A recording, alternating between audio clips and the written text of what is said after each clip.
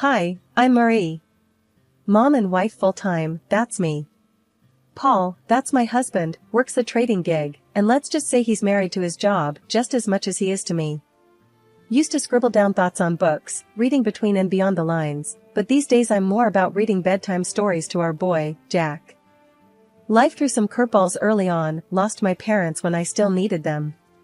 That was rough. Then along came Paul, with a family in tow. His folks were the real deal, good people, you know. Took me in, no questions.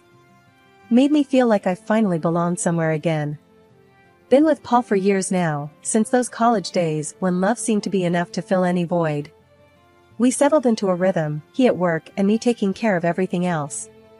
But man, did that rhythm skip and stumble when Jack came into the picture.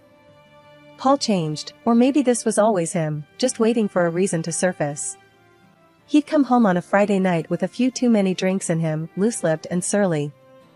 "You gotta start shedding that weight, Marie," he'd snipe after slipping off his tie. "You barely fit in those jeans anymore." I'd be lying if I said it didn't hurt, but I told myself to brush it off, toughen up, maybe he'd cool down by morning. But mornings just brought hangovers and silence until the next round. The house became this place where I tiptoed, trying not to set Paul off. Jack, little trooper, he could feel it too, sticking close, watching his old man with wide, careful eyes. One particularly rough Friday, Paul came home and made a beeline for the fridge, crack open a cold one. I was on the floor with Jack, blocks scattered around.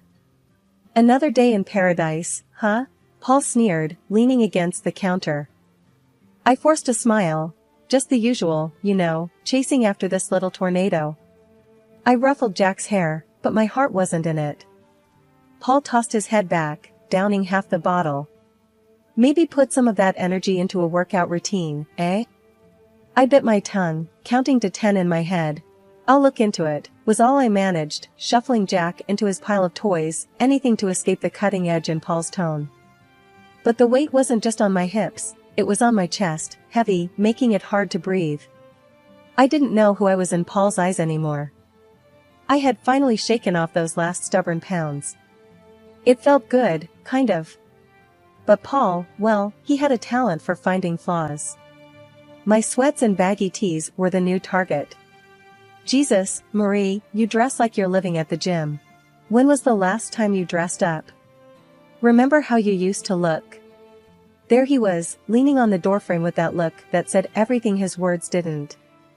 I glanced down at my stretched-out mom life tee and yoga pants. "This is just practical, Paul. You want me all dolled up to do laundry and wrangle our son?" One corner of his mouth curled up like he had just made a successful trade. "I dunno, how about looking good for your husband? That used to matter." I sighed, rolling my eyes. "Well, unless my husband starts taking meetings at the playground or the grocery store, I think I'll stick with practical."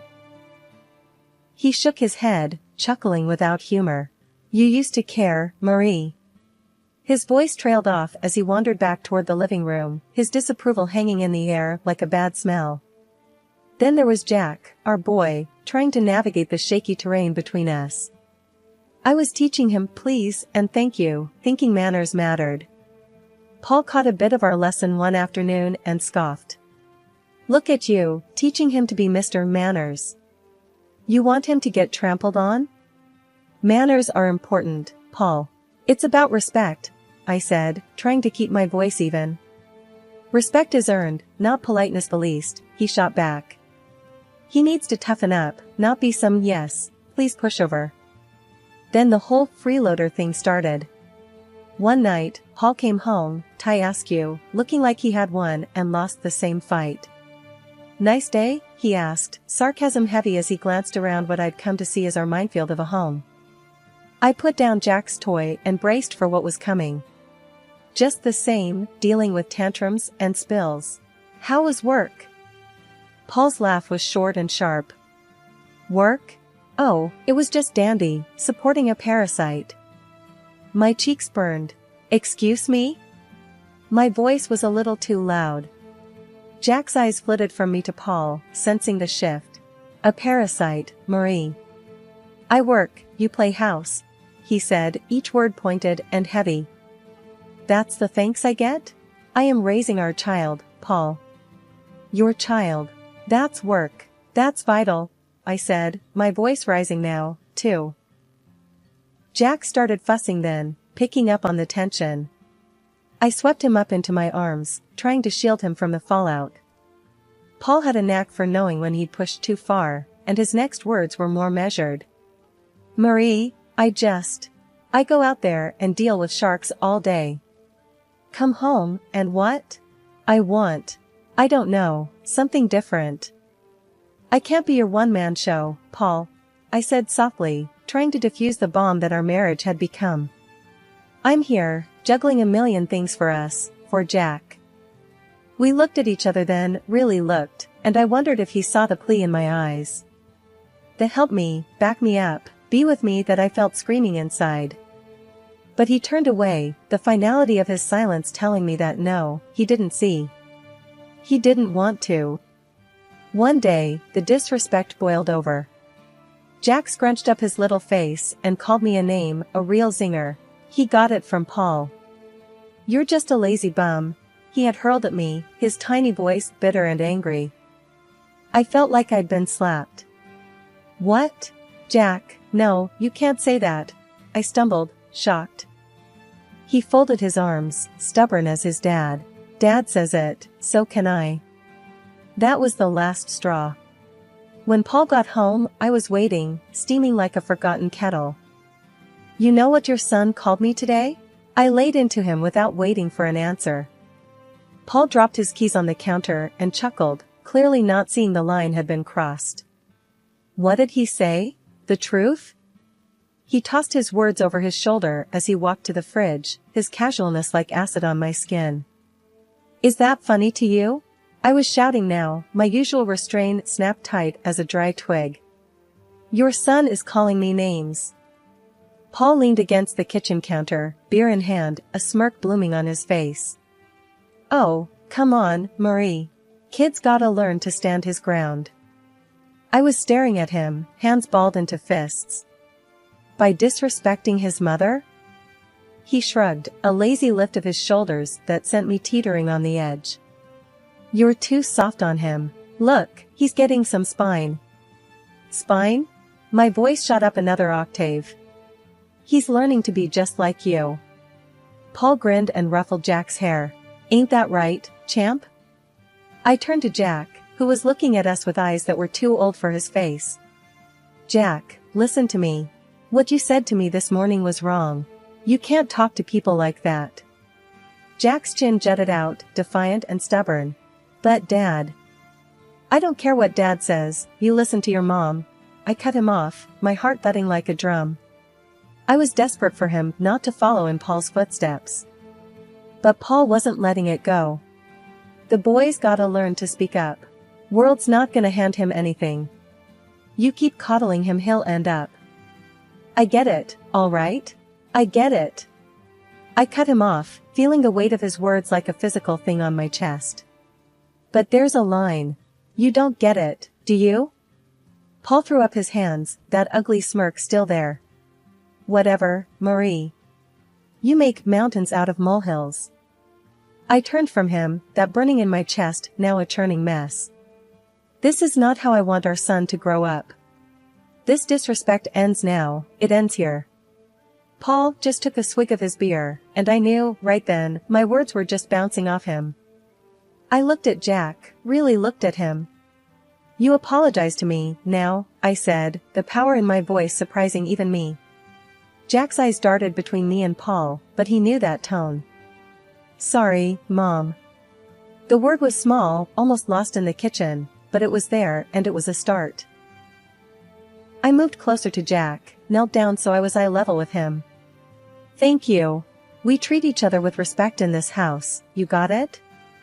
Paul snorted behind me, but I ignored him. Jack nodded, a hint of my boy peeking through that new sullen shadow he wore.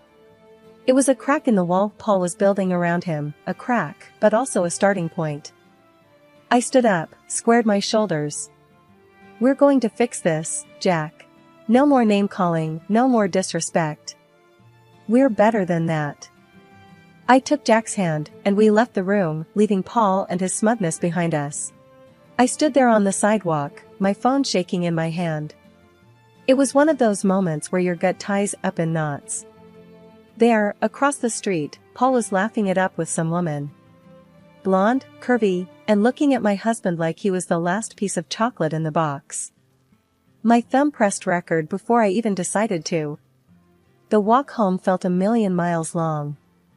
A part of me hoped it was a misunderstanding. But deep down, I knew. Back in our kitchen, I threw my keys on the counter. Paul was sitting there with a beer, like he always did, but today the sight of him made me sick. Without a word, I tossed my phone on the table in front of him, the video playing. Care to explain? Paul looked at the screen, his eyes going hard when he saw what was on it. He muted it, placed it calmly on the counter, and then looked straight at me. Yeah, she's beautiful, he said, his voice dripping venom. You used to be like that. I felt the slap of his words, my cheeks flaming with anger, my body tense. So, that's it, huh? You parade around town with some woman while I'm at home?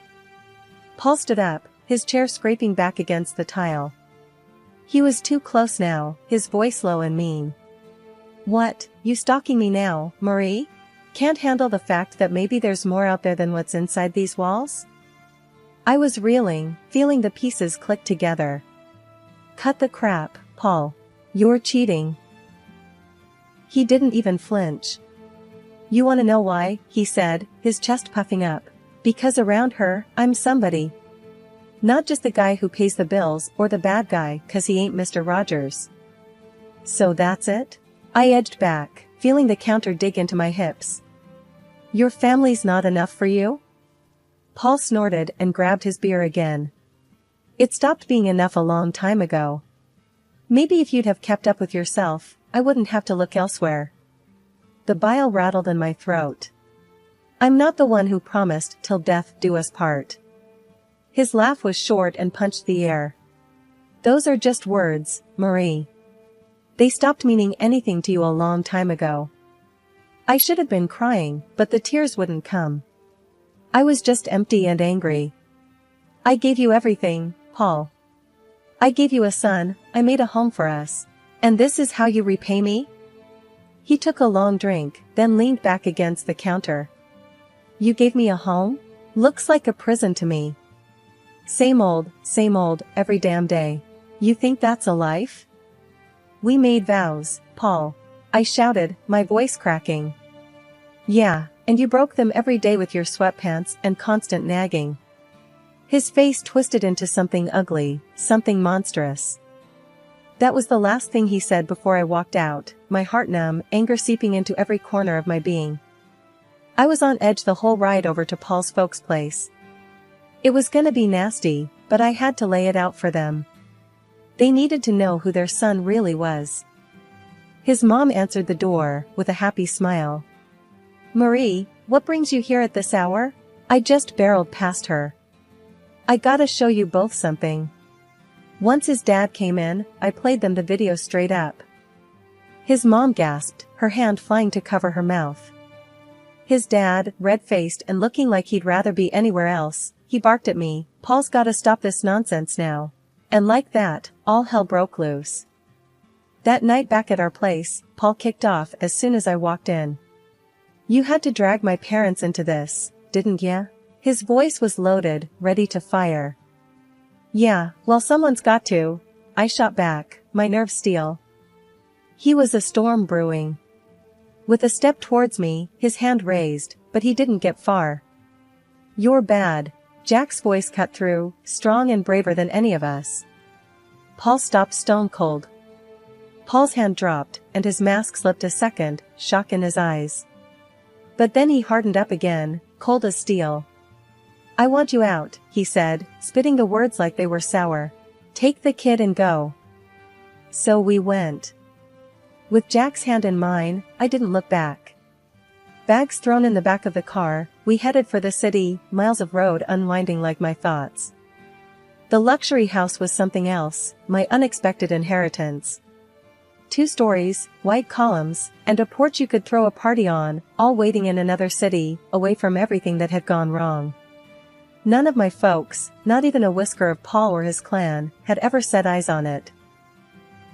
When we pulled up to this grand house, Jack's face pressed to the window, eyes as wide as the moon. "Is this a castle?" His voice was a whisper, almost lost in the vastness of it all. "Something like that," I said, a laugh escaping me for the first time in. I couldn't even remember. We stepped into that house, our new beginning. It was silent, save for the echo of our footsteps on the marble floors, bouncing off the high ceilings crowned with crystal chandeliers. The furniture was swanky, left behind by folks I wish had lasted a lifetime longer. I plopped down on a couch soft as clouds, and finally, Jack's laughter filled the rooms. The sound of it was more luxurious than anything else in this place. We explored room after room, Jack running ahead like he was leading a parade. Each new door opened to a room grander than the last. "I call the biggest one," he declared, claiming a bedroom that overlooked a garden already blooming with the promise of spring. Laying him down to bed that night, the day finally caught up with me. My eyes burned with the tiredness of it all, but looking around at the high ceilings, the gold trimming catching moonlight, I knew we were worlds away from where we started. Sitting there, in the quiet of a room too nice for today's shadows, I whispered into the darkness, "We made it, kiddo." Life in the big house slowly shed the shadows of the past. Jack's giggles filled the halls more than the echoes of old fears. Most days, it felt like we had always been there, just the two of us, in our new safe haven. The house, with its silent strength, was keeping the world at bay, until the day Paul showed up, uninvited and unwelcome. He was at the door in a storm of anger. I opened it and there he was, looking like trouble had followed him around. "You can't just disappear with my son, Marie." I leaned against the door frame, unfazed. "He's my son too. And I didn't disappear. I moved on." Paul's scowl deepened. He glanced around, taking in the opulence of the place with wide, disbelieving eyes. "How can you afford this? I know you don't make this kind of dough." I had to bite the inside of my cheek to keep from smiling. "Well, turns out I had a little left over each month. Who knew?" He raised an eyebrow, a sly accusation in his gaze. "And I'm struggling to cover rent for that old place by myself. It's damn near impossible now that they jacked up the price." I shook my head. He always was good at playing the martyr. "That's not my problem anymore, Paul. I've been using my own savings to cover the gap in the rent for years. Savings that, thank God, I don't need to bleed dry for that house anymore." The greed in his eyes flared up like wildfire. "What, and you're living here in luxury while I—" "Stop right there," I cut in. "This isn't your concern. This," I motioned to the grand house behind me, "is mine. Mine and Jack's." Paul took a step forward, but I didn't back down. "Look, I came here to fix things. I'm saying I forgive you for all this, sneaking around." His audacity almost knocked the wind out of me, but I had a little surprise that would put the brakes on his charade. From behind the door, I pulled out the divorce papers and slapped them into his chest. "And here's what I'm saying. We're done." He looked as if I'd slapped him with a physical hand, his face twisting through confusion, rage, and then settling on calculating desperation. "You can't do this. What about Jack?" I stood taller, my resolve like iron. "I'm doing it for Jack. He doesn't need this chaos you bring. Sign the papers, Paul. It's over." He glanced from the papers to me, then back again, his posture deflating slightly. "You'll regret this. You can't make it alone." "That's where you're wrong." I smiled, not from humor but from a deep-seated confidence. "I'm already making it. And without you, we're doing more than just fine. We're thriving."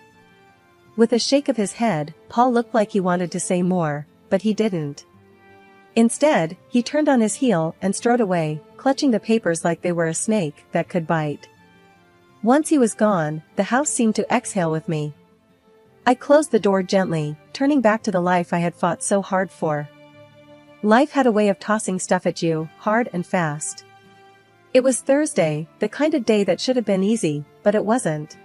We shirked dinner for a bit, setting up ramps out of old books and watching the Lego car stupidly do flips and land upside down. Jack's laugh was infectious, the sort that wiped clean the worry lines off my face. His enthusiasm was a reminder that amid all the crap, there was still good, simple, unadulterated good. Then it came, a banging on the door that made my stomach drop and my face lose all its motherly warmth. Paul had a knack for bad timing and worse entrances. I pulled the door open and there he was, looking like he'd just come from a bar fight or lost a bet. "Paul, what's up?" He scowled, that usual look he gets when he thinks the world owes him. "So, this the high life? You playing house with my Jack while I'm scraping pennies just to get by?" Jack peeked from behind me, a knight in Lego armor. "Hey, screw off, Paul.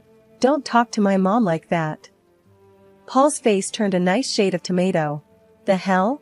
You let him talk like that?" I stood there, hands on hips. "He's expressing himself. Something I should have done with you a long time ago." Jack came out from behind me, all fierce. "Yeah, get lost. My mom, my rules." Paul's anger was something else, a storm that had nowhere to go. "You think you're smart, huh? Talking to your old man like that?" Jack squared his shoulders, a small David to Paul's Goliath. "Don't gotta think. I know it. Mom knows it." Paul opened his mouth, but nothing came out. There was Jack, staring him down, waiting. This was no place for Paul anymore, no place for his bluster and noise. After a tense moment, Paul shook his head, muttered something under his breath and stormed off the porch. Jack turned to me with this look, the kind of look that said, "We got this." I nodded, all the agreement he needed. We went back to boiling pasta and racing Lego cars. That's how we do it, simple, nothing fancy. We just keep on. I was gabbing on the phone with Miss Dottie, Paul's mom, who was more my family than is now. "Honey, you just holler if there's anything you need, 'kay?" Her voice was always a warm blanket over the line. "We're all good, Miss Dottie. Really, couldn't be better," I assured her, twisting the cord around my finger. She hummed a pleased note. "Just makes my heart full to hear that. Keep on keeping on, you hear?" Frank, her husband, yelled from somewhere behind her. "Tell her that any time she wants to send over some of that lemon meringue, we won't complain." A genuine laugh burst out of me. "Expect a pie on your doorstep soon, Frank." Exchanging a few more pleasantries, we hung up. I shook my head. If someone had told me last year I'd be mining gold from the wreckage of my married life, I would have laughed in their face. Jack pulled on my sleeve, waving his drawing like a five-star general. "Look, Mom. This is our house." I looked down. His scribbles had heart. A big square house and two stick figures, a little one and a tall one, with sloppy grins and a lopsided sun shining down. The swing I'd put up for him stood out in green and brown strokes. "That's us, right?" A dumb question, really, but it made him nod with pride. "And I'm gonna sell my art, make us rich." There was serious conviction behind his toothy smile. "If you do, you're buying me that fancy coffee I've been eyeing?" I nudged him with a wink. He nodded, his expression all business. "Only the best for my mom." And just like that, the knot in my chest loosened a bit more. Sundays were like that, full of little miracles. The thing was, life had done a real number on us, but it was looking up. Paul got slammed by the door he let hit him on his way out. The fancy house he rented to impress his mistress? Turned out to be a couple of sizes too big for his wallet. Now he was cooped up in a tiny apartment, the kind of place his pride wouldn't have let him consider a year ago. And the mistress? She hightailed it the minute his pockets turned up empty and his promises hollow. But that was a tale for some other time. Right now was about Jack and me, and the park we were marching to, hand in hand. We stepped out, and the door clicked shut, a soft full stop to one chapter before immediately kicking off the next. Jack tugged me towards the park, his excitement bubbling over. I didn't glance back at our home, no need. Ahead was everything that mattered, me and my boy, parts of a world that kept on spinning, even when you felt like you'd fallen off.